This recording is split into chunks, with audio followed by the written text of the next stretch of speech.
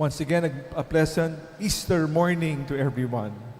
Good morning, Father. Easter is not only one day. Easter is the whole day. It's a whole week.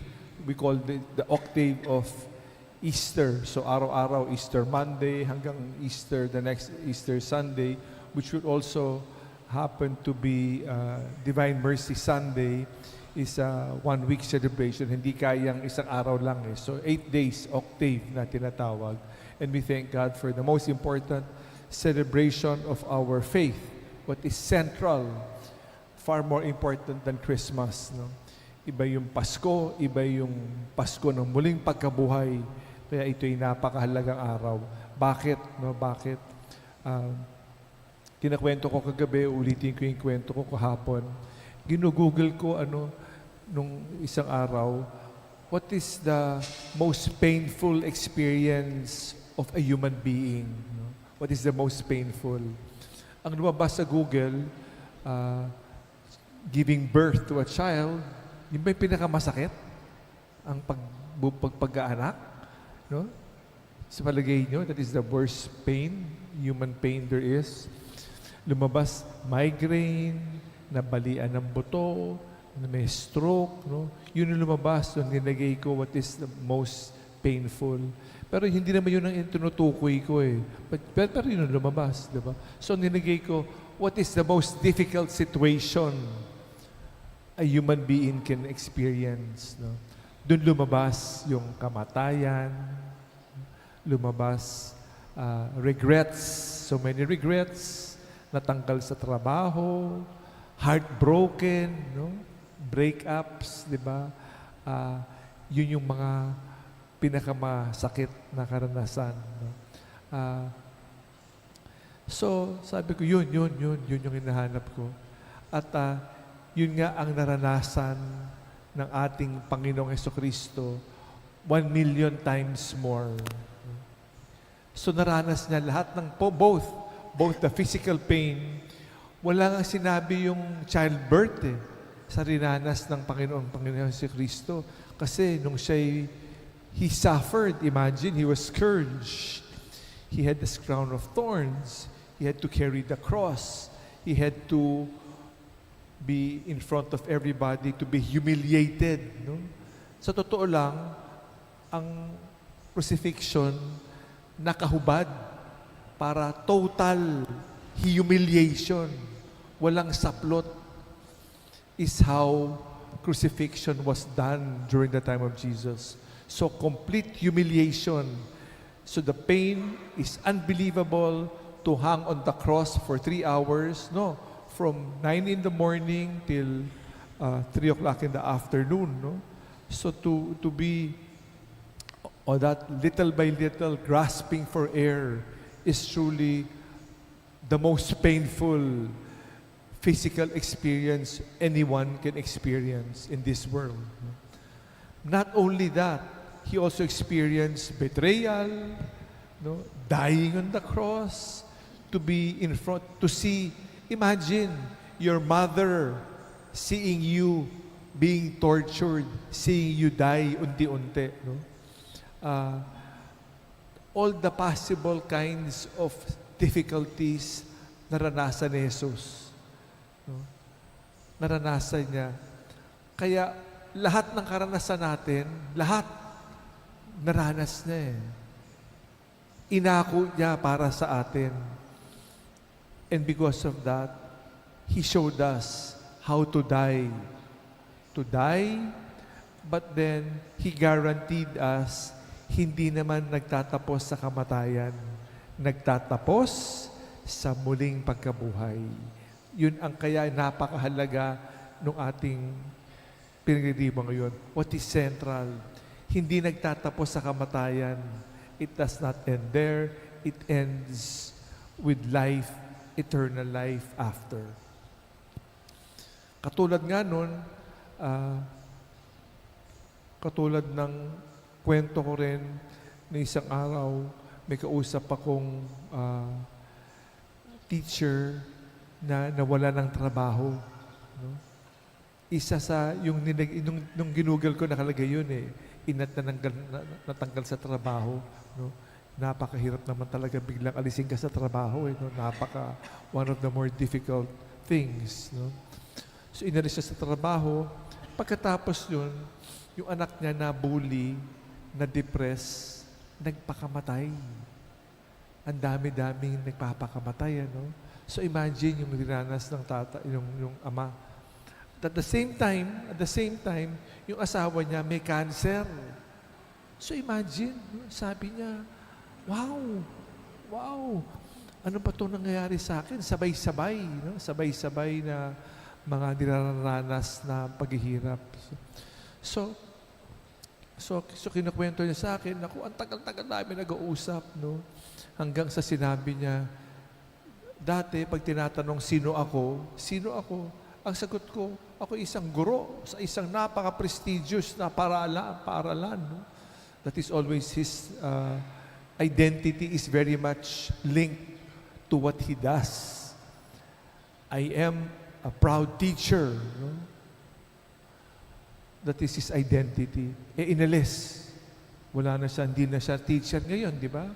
Tapos, inalis pa yung titulo sa kanya ng pagiging isang ama kasi namatay na yung anak niya.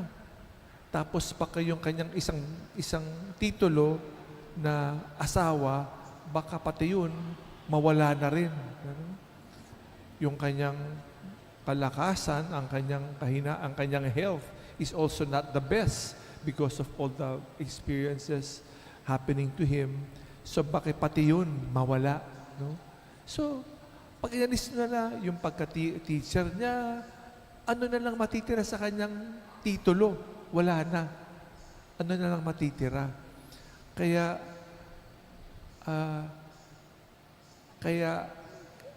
nung sabi niya, what will happen to me? What else will be left? Even my health is failing. My mind is failing. Ano pa matitira?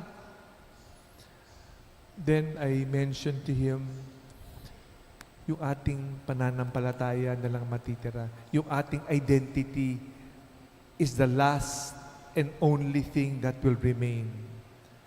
The identity na tayo ay anak ng Diyos. That is the only thing that will remain. In the end, everything will be stripped away. Lahat mawawala. Yun ang kakapitan natin.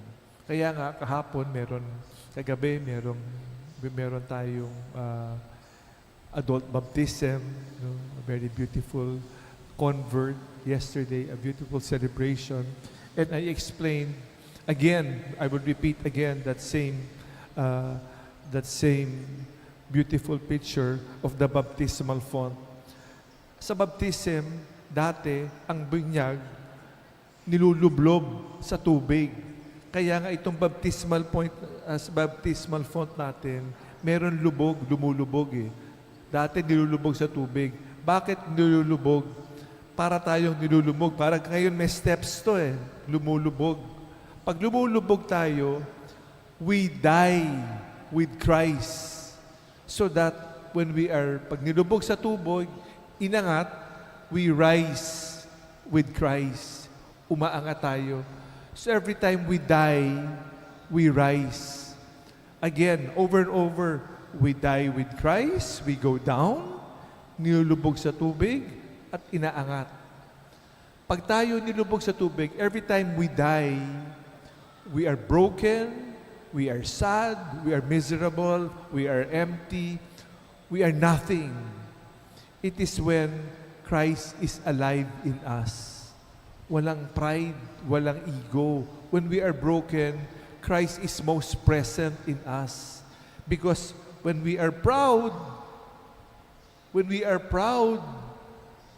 parang wala si Jesus eh. Dahil sa kasalanan eh. Kaya every time we are down and out, no, parang walang pag-asa, sa totoo lamang, mas buhay si Jesus. It is only when we die that Christ is present, that we resurrect with Him. So the process repeats itself, dying, rising, and that is why it is very, very important. One day, we will rise with Jesus in the resurrection. Kaya, sa lahat ng dinadaanan nating hirap, napakarami tayong hirap na dinadaanan. Napakarami tayong dinadaanan. It does not end there. It ends with the promise of baptism, the promise of the resurrection, of rising from the dead. From the emptiness, tayo'y bumabangon. Kaya napakagandang halimbawa, a very wonderful symbol of hope. Because of that, it does not end in death. He is dead. He died, but He is not dead. He is truly alive. Is the beautiful Easter message for all of us. Kaya ano pa naranasan natin? Ano pa? Magtatapos yan. Huwag ka mag-alala. Ito ay magtatapos at tayo'y muling pagkabuhay. At dahil doon, dahil tayo'y, we are children of the resurrection, Alleluia is our song. That is our identity. That cannot be taken away. Lahat mawawala. Lahat ng minamahal natin sa buhay, lahat ng ating kayamanan, lahat ng ating titulo, lahat mawawala. Ang hindi nang mawawala, yung tinanggap natin nung tayo binyagan. That is our identity.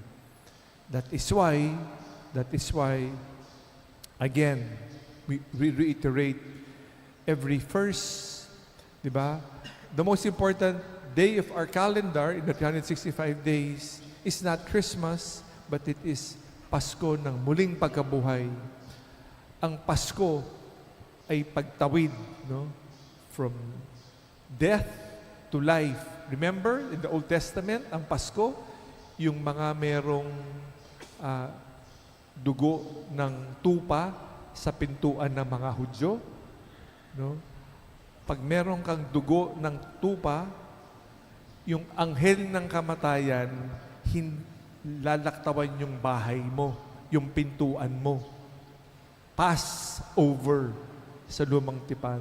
Lalaktawan in the Old Testament. But in the New Testament, it is the resurrection.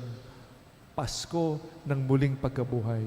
So the most important day for all of us Christians is not Christmas, but Pasko ng muling pagkabuhay, Easter. And the most important part of the Easter Sunday celebration is the renewal of our baptismal promises. Kaya naman, sa parokya natin, every first Sunday, we renew our baptismal promises. We bless you with holy water para sariwain.